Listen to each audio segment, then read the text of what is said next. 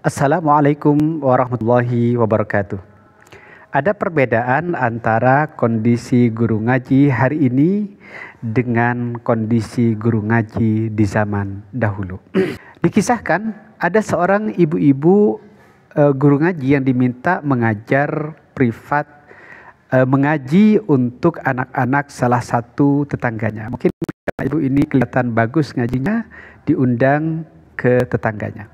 Kemudian jarak rumahnya dengan rumah si pengundang jaraknya dekat, sekitar 10 menitan jalan kaki.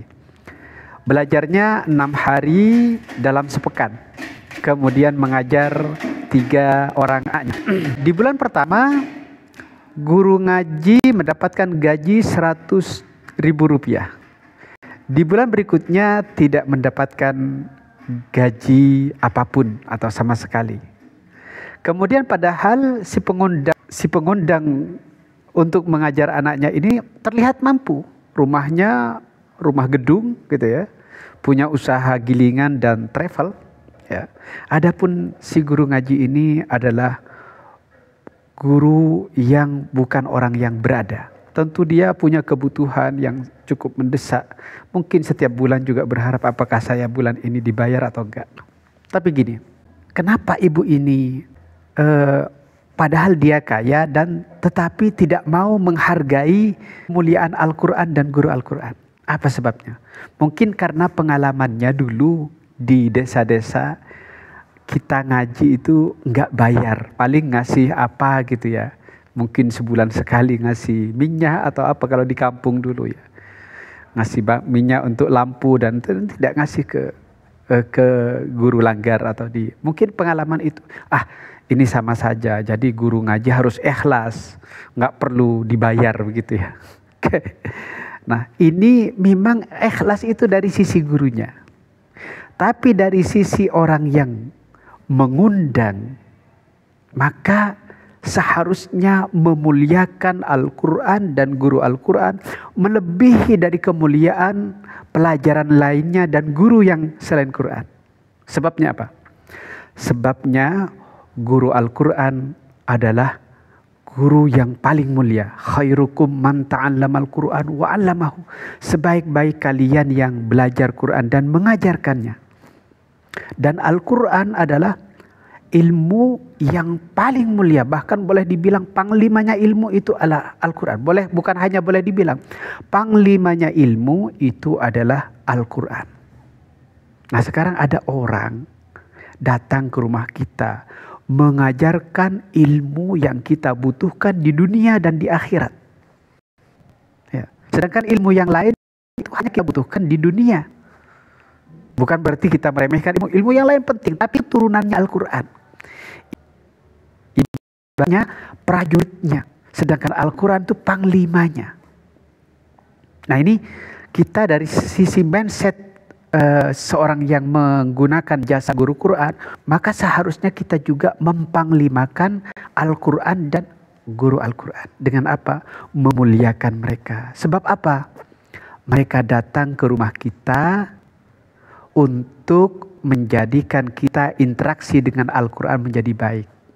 Yang kita butuhkan setiap hari. Kalau kita sakit, saya yakin Bapak Ibu tidak mau dibacakan fisika, tapi pasti ingin dibacakan Al-Quran. Kalau misalnya mohon maaf ya, yang berpendapat pahala sampai misalnya gitu ketika meninggal, pasti dia yang dibutuhkan adalah pahala bacaan Al-Qurannya dari anak-anak kita. Bukan pahala bacaan ilmu-ilmu yang lain selain Quran. Misalnya bahasa Inggris, fisika. Bukan enggak penting, ini penting. Cuma Al-Quran itu jauh lebih penting daripada ilmu-ilmu yang lain. Karenanya dari sisi kita sebagai orang yang mengundang guru Quran, maka sekali lagi muliakan guru Al-Quran. Tapi mungkin ya perlu disadari dari sisi guru, ya dari sisi kita sebagai guru Quran, ketika kita diberi kesempatan oleh Allah untuk mengajari Al-Quran, maka seyogyanya kita sudah harus banyak bersyukur kepada Allah karena ditakdirkan mengajarkan ilmu yang sangat mulia ini, walaupun nggak dibayar. Jadi jangan sampai dari sisi guru gitu ya. Aduh, kok apa namanya, kok ngajarku kok nggak dibayar misalnya gitu. Dari sisi itu, dari sisi kita nggak perlu ngeluh. Kita patut bersyukur, ya Allah, hari ini Engkau hadirkan murid yang akan menjadi amal jariyahku dengan mengajarkan Al-Quran. Itu dari sisi guru. Tapi cara berpikir seperti ini jangan gunakan cara berpikir orang tua kepada guru. Ini cara berpikir guru kepada Al-Quran ketika dia ngajar. Tapi cara berpikir orang tua atau bahkan mungkin lembaga pendidikan adalah memberikan kemuliaan kepada Al-Quran dan guru Al-Quran dengan memberikan fasilitas yang lebih baik dibanding pelajaran yang lainnya. Oke, kita lanjutkan. Bagaimana potret kondisi hari ini, kata beliau. Itulah sekelumit potret nasib guru ngaji zaman ini. Kemudian mari kita melihat ke belakang, kata beliau ini di paragraf yang ketiga keempat ya. Ke masa puncak kejayaan kekhalifahan dinasti Abbasiyah, guna menyaksikan betapa besar perhatian negara terhadap ulama, betapa fantastis gaji para guru ngaji dan ulama saat itu. Dalam kitab An-Nafaqat wa Idaratuha fid Daulah Al-Abbasiyah karya Dr. Zaifullah Al-Jahrani, ya, halaman 220 disebutkan bahwa gaji para pengajar di masa itu sama dengan gaji, disebutkan bahwa gaji para pengajar di masa itu sama dengan gaji muadzin, yaitu sebesar 1.000 dinar. Berapa itu 1.000 dinar? 1.000 dinar itu per tahun ya, 1.000 dinar per tahun itu kurang lebih 3,9 M, hampir 4 M. Berarti per bulan sekitar 325 juta. Wow, itu ngalah-ngalahin gaji presiden. Dahsyatnya. Nah, tapi setidaknya kita membayangkan betapa hebatnya ulama-ulama, orang-orang zaman dahulu, kerajaan, kekhalifahan memuliakan ilmu dan ulamanya, memuliakan ilmu dan gurunya, terutama guru Al-Quran, gitu ya. Sedangkan para ulama yang sibuk dengan Al-Quran, kata beliau, yakni mengajar ilmu Al-Quran dan juga mengurusi para santri, gajinya 2 kali lipatnya, 2.000 dinar. Jadi kalau guru-guru umum digaji 2 juta, gaji guru Quran mestinya 4 juta kalau mengacu ke ini gitu loh. Dahsyat bukan ya? Nah, atau 7,8 M yang berarti Masya Allah 1,5 M lebih per bulan. Langsung bisa bikin rumah per bulan itu kalau kita di zaman ini gitu ya. Nah, pasti orang-orang yang punya seperti ini kualitasnya sangat luar biasa. Mungkin guru-gurunya sudah menguasai qiraah asyra atau qiraah apa. Sekarang sedangkan kita, saya yang pengalaman 11 tahun itu ketika ngelatih guru Al-Quran sekitar 60 orang yang bagus itu sangat-sangat sedikit. Ada 5 itu sudah bagus gitu ya. Jadi bisa dibayangkan gajinya. Gaji para ulama di zaman dahulu ya. Selain gaji umum, kata beliau, tercatat ada beberapa ulama yang diberi gaji khusus oleh negara karena jasanya yang dianggap besar. Semisal di masa Khalifah Al-Wathiq ya, ia memberi gaji seorang ulama yang bernama Al-Jari, awalnya 100 dinar per bulan. 100 dinar itu 390 juta. Ini betapa kayanya negara ini. Lalu dia menaikkan menjadi 500 dinar. Menjadi 3,9 M. Khalifah Harun Ar-Rasyid pernah memberi Imam Malik dana sebesar 3.000 dinar. 11,7 M untuk membeli rumah.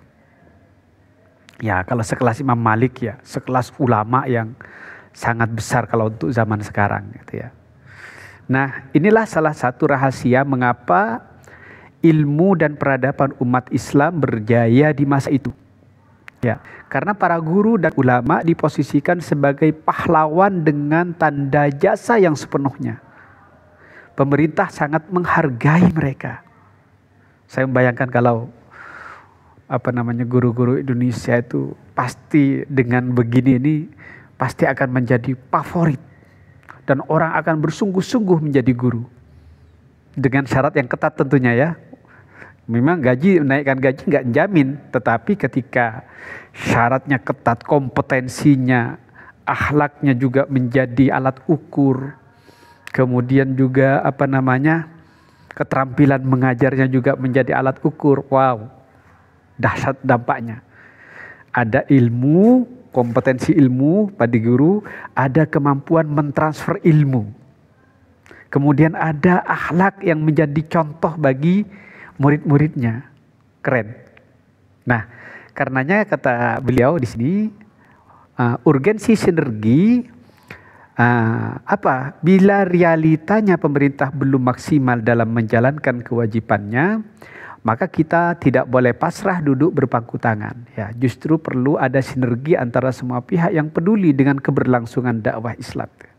Para pemilik lembaga pendidikan harusnya menjadikan kesejahteraan para guru sebagai prioritas utama. Nah, ini penting.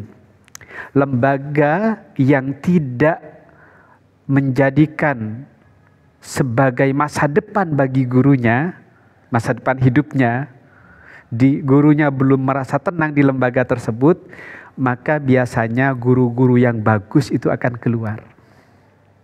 Ya.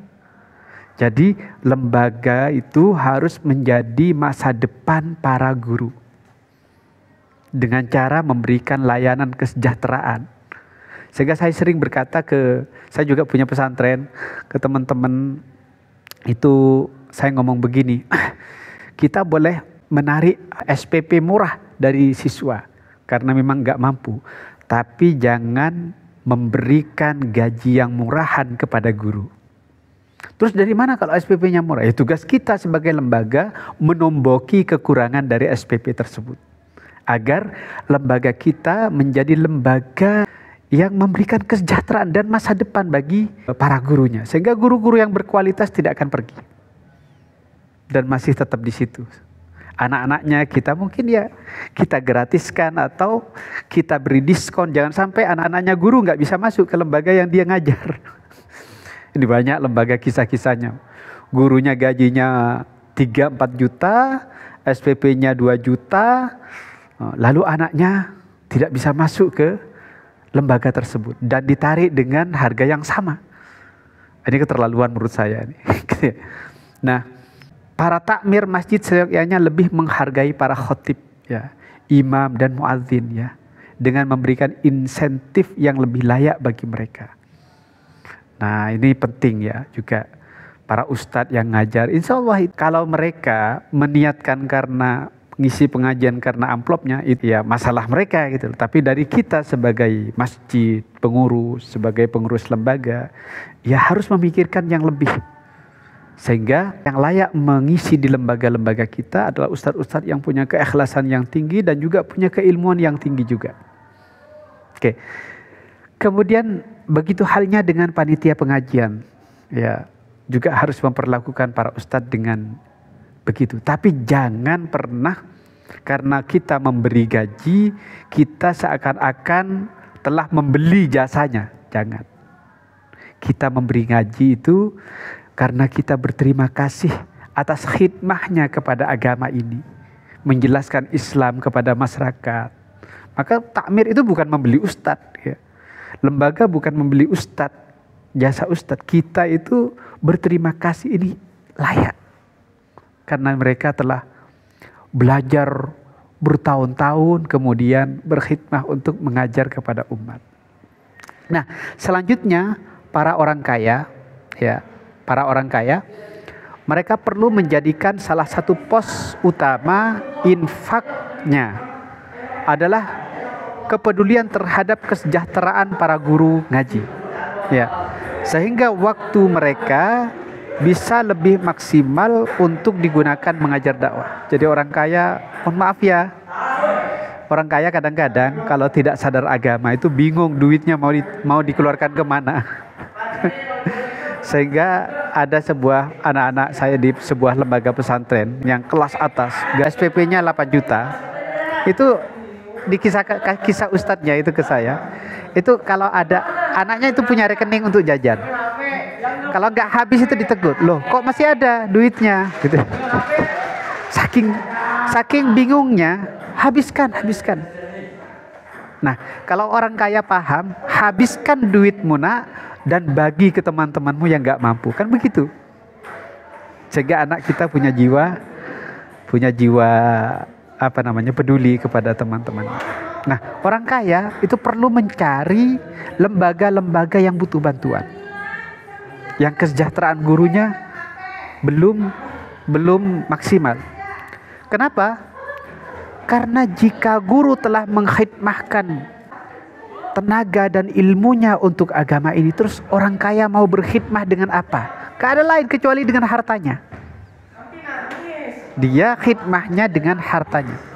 Sehingga waktu mereka para guru bisa lebih maksimal digunakan untuk mengajar dan berdakwah. Insyaallah ya. Pahamilah bahwa ikhlas itu tidak berkonotasi diabaikannya kesejahteraan para guru. Bahasa ikhlas itu bukan bahasanya lembaga ke guru.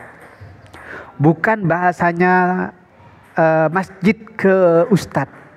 Bukan bahasanya panitia ke kiai atau ustadz. Ikhlas itu bahasanya guru pada dirinya sendiri. Bahasanya ustadz kepada dirinya sendiri, itu ikhlas. Ikhlas itu adalah bahasanya para ulama untuk diri mereka sendiri. Dia membiasakan diri untuk tetap mengajar, dibayar ataupun tidak dibayar. Nah, justru di sini kata beliau, disejahterakannya kebutuhan materi mereka akan membantu mereka untuk ikhlas dan fokus di dalam mengajar. Gitu ya. Tidak lagi pontang-panting mencari tambahan penghasilan. Ya. Hanya untuk memberikan susu formula anaknya yang masih kecil. Atau kebingungan mencari tambahan untuk membayar kontrakan rumah yang sudah jatuh tempo. Karena itulah perlu dibangun kesadaran kita sebagai dalam tanda kutip pengguna jasa guru, terutama guru Al-Quran yang mengajar panglimanya ilmu yaitu Al-Quran. Maka selayaknya kita memuliakan Al-Quran dan memuliakan guru Al-Quran. Assalamualaikum warahmatullahi wabarakatuh.